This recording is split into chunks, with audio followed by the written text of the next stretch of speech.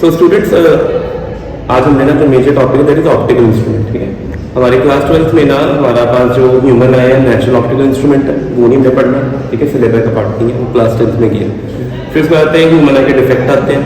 Human आई के basis पे आपको क्वेश्चन आ सकते हैं कि पावर ऑफ द लेंस कैसे निकालनी है, वो होता है फोकल से. फिर उसमें आता है कि new far point, new near point वाले डिफेक्ट आते हैं, मायोपिया, हाइपरमेट्रोपी. ये न्यूमेरिकल्स में सारे हमने क्लास 10th में किए हुए हैं. और जो न्यूमेरिकल्स में आएंगे उनको एक ब्रीफ इंट्रोडक्शन देकर न्यूमेरिकल्स कर लेंगे. अब हमारा मेजर टॉपिक है दैट इज ऑप्टिकल इंस्ट्रूमेंट. ठीक है, हमारे पास जो ऑप्टिकल इंस्ट्रूमेंट हमने पढ़ने हैं ना वो कौन से वाले पढ़ने हैं. हमने जो आर्टिफिशियल है, आर्टिफिशियल ऑप्टिकल इंस्ट्रूमेंट का पहले प्राइम एम क्या होता है. उसका एम होता है टू इंक्रीज विजुअल एंगल. क्या इंक्रीज करना उसमें?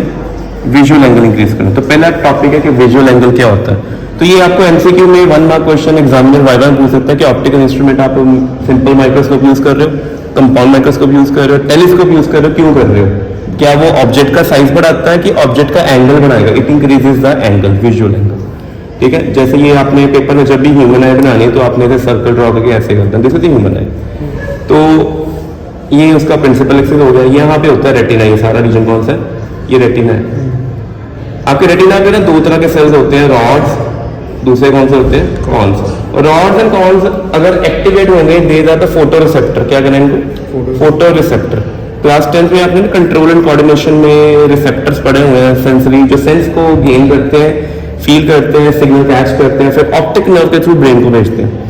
तो ये फोटो रिसेप्टर लाइट से ही एक्टिवेट होंगे. जितने ज्यादा रॉड्स और कॉन्स के ऊपर लाइट पड़ेगी उतने ज्यादा ही एक्टिवेट होंगे, उतनी ज्यादा क्या होगी आपको क्या मिलेगी? शार्प डिस्टिंक्ट ब्राइट इमेज मिलेगी. ठीक है, अच्छा इसके बाद अब हमारा काम क्या है? देखो मैंने एक ऑब्जेक्ट को यहाँ रखा फ्रंट में, तो इस ऑब्जेक्ट से बड़ी सारी रेज निकलेंगी और रेज इस रीजन में पहुंचेंगी इधर. तो कितनी सारी रेज निकल रही है? देखो बहुत सारी रेज है ना. ये सारी इस रीजन में है और इस रीजन में जितने भी रॉड्स एंड कॉन्स है सारे एक्टिवेट हो गए. वही ऑब्जेक्ट अब मैंने क्या कर दिया, उसी ऑब्जेक्ट को दूर प्लेस कर दिया. जब सेम ऑब्जेक्ट दूर हो गई है ना तो वहां से जो रेज निकलेंगे ना वो सिर्फ इतने रीजन में जो रॉड्स एंड कॉन्स को एक्टिवेट होंगे. तो जो दो एंगल बने, इसने एंगल बनाया θ1 और जो ब्लू वाली ऑब्जेक्ट ने बनाया तो उसका एंगल था θ2. तो जो विजुअल एंगल होता है पहले कौन सा होता है? विजुअल एंगल होता है angle between principal axis and the ray through optical centre of human eye. Human eye में लेंस लगा ना, तो θ2 इज मोर देन θ1. ठीक है, उससे बेनिफिट क्या हुआ कि फर्स्ट केस में जो θ2 वाला था यहाँ पे रेड ब्लू वाला, मोर रॉड्स एंड कॉन्स एक्टिवेटेड. और जब ये थीटा इसमें क्या हुआ?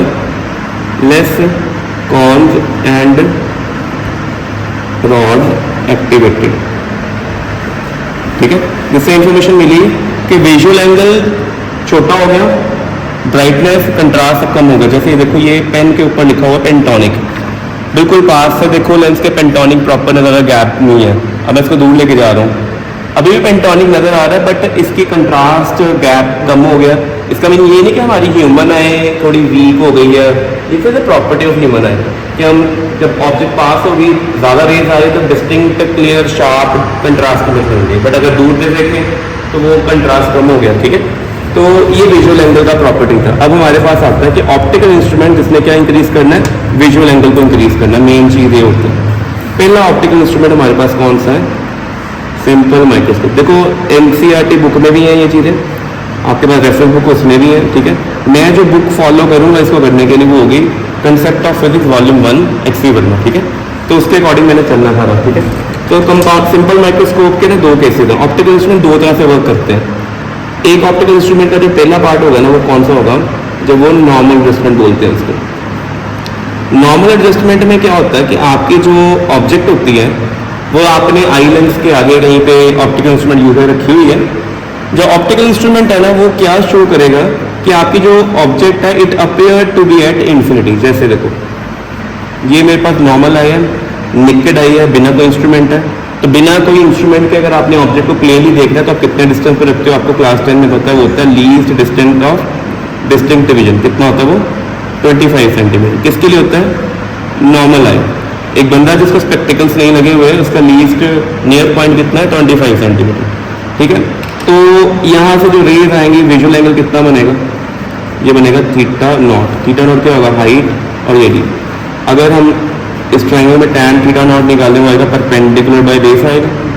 और हमने चैप्टर जब स्टार्ट किया है, रे ऑप्टिक्स पढ़ते हैं या वेव ऑप्टिक्स पढ़ते हैं, हम ये सपोज करते हैं ऑल रेज आर पैराक्सियल, ये पढ़ते हैं ना। तो पैराक्सियल रेज हमेशा they form theta not approaches to zero, बड़ा छोटा होता है। और जब थीटा नॉट जीरो को अप्रोच करता है, tan theta not and sine theta not तीनों क्या होते हैं? इक्वल। तो जैसे ये थीटा नॉट की वैल्यू अप्रॉक्सीमेटली h/d आनी है, दिस इज वेरी इंपॉर्टेंट, पहला स्टेप ही है। अब आपने क्या किया? नॉर्मल एडजस्टमेंट की, सेकंड डायग्राम आई की। तो आई को कोई बल्जिंग नहीं शो करना होता, सिंपल एक सर्कल ड्रॉ करना कहाँ से तुम। अब आपने इसमें आई में एक क्या यूज किया? एक लेंस यूज कर लिया। मेरी यहाँ पे टच होगी, आई लेंस से टच हो ना हो तो फर्क नहीं पड़ता, बट प्रेफर कि ना टच हो। ठीक है, ये उसका ऑप्टिकल सेंटर है। ऑब्जेक्ट कहाँ रखी? इसको बोलते हैं आई पीस। क्या बोलना है इसको? आई पीस। आई पीस होता है जो आई के पास होता है। तो यहाँ पे ऑब्जेक्ट रख दें। तो यहाँ से रेज आएंगी ऐसे, एक रेज आएगी सामने, एक रेज आएगी ऐसे। ठीक है, ह्यूमन आई को लगेगा कि रेज कहाँ से आ रही है? इन्फिनिटी से। कहाँ से आ रही? ह्यूमन आई को ये नहीं लगना कि this object is now at least distance of distinct vision, इसको लगना ये रेज आर कमिंग फ्रॉम। और क्लास 10th में आपने एक वर्ड पढ़ा हुआ power of accommodation. Power of accommodation होता है adjustment of your focal length of your eye lens. दूर की चीज़ देखनी है, फोकल लेंथ कम हो जाती है, सिलरी मसल रिलैक्स हो जाती है। पास की चीज़ देखनी है तो फोकल लेंथ क्या हो जाती है आपकी? बढ़ जाती है, सिलरी मसल टाइट कॉन्ट्रैक्ट हो जाते हैं। जितनी देर तक वो कॉन्ट्रैक्ट रहेंगे उससे क्या प्रॉब्लम आएगी? उससे प्रॉब्लम आएगी कि मसल्स पे स्ट्रेन पड़ेगा। स्ट्रेन मीन्स ज़्यादा उसके ऊपर इफेक्ट होगा, जिससे उसकी स्ट्रेंथ कम हो जाएगी। जैसे आप एक रबर बैंड लेते हो नया, रबर बैंड स्ट्रेच करते हो, लीव करते हो, वापस आता है, बट नंबर ऑफ टाइम जब उसको यूज़ कर लेते हो वो थोड़ा डिले हो जाता है, वो लूज हो जाता है। ऐसे ही हमारे सिलरी मसल पे जितना एफर्ट लगाएंगे, जितना स्ट्रेन डालेंगे, उनकी स्ट्रेंथ कम होगी और हमारे मसल थक जाते हैं, दे फील फटीग। तो जब हम बाहर सीनिक ब्यूटी देखते हैं या थिएटर में जब मूवी देखते हैं पीछे से, बिल्कुल एंड सीट पे बैठते हैं, हमारे आई पे कोई स्ट्रेन बर्डन नहीं पड़ता, चाहे 4 घंटे की मूवी दिखा, चाहे 5 घंटे दिखा। क्यों नहीं पड़ता? Rays are coming from very far distance. तो इस केस में ये है कि आई लेंस को लग रहा है कि रेज कमिंग फ्रॉम इन्फिनिटी, उसके ऊपर कोई स्ट्रेन नहीं पड़ रहा। अब बस ये फर्क पड़ा कि नया एंगल कितना हो गया? थीटा। क्या हो गया? ये थीटा। और ये होगी फोकल लेंथ, ये एच ही है, तो थीटा कितना आ गया? h/फोकल लेंथ। करना वही था tan थीटा, बट मैंने सीधा ही लिख दिया। ठीक है, तो ये दो फॉर्मूले आ गए। तो हमने इसमें निकालनी होती है, वर्ड होता है हमारे पास मैग्नीफाइंग पावर। मैग्नीफाइंग पावर कैसे निकालते हैं? m सिंबल होता है θ/θ naught. Visual angle with optical instrument theta, visual angle without. तो सॉल्व करेंगे तो एंड में आंसर कितना आ जाएगा? d/fe। तो ये फॉर्मूला याद रखना है। अब हमारा एम है कि विजुअल एंगल पहले जो छोटा था थीटा नॉट, उसको क्या कर देना? बड़ा कर देना। अगर मान लो लेट्स से कि d25 है और fe 5 सेंटीमीटर लेता हूँ मैं। मैग्नीफाइंग ग्लास देखो ना कितना थिक होता है, मिडल से जितना थिक होगा फोकल लेंथ उतनी कम। अगर 5 है, ये 25 है, डिवाइड करेंगे आंसर आएगा 5। इसका मीनिंग जो यहाँ पे अगर 2 डिग्री का एंगल बनेगा, अब वो नया कितना होगा? 10 डिग्री हो गया। जो 1 डिग्री था 5 डिग्री, जो 10 डिग्री था वो 50 डिग्री हो गया। तो ऑटोमेटिकली अगर एंगल इंक्रीज होता है तो रेटिना पे जो सेल्स होते हैं फोटोरिसेप्टर वो ज़्यादा एक्टिवेट होते हैं, इमेज क्लियर बनेगी। ये था पहला केस सिंपल माइक्रोस्कोप का। अब दूसरा केस क्या है उसका?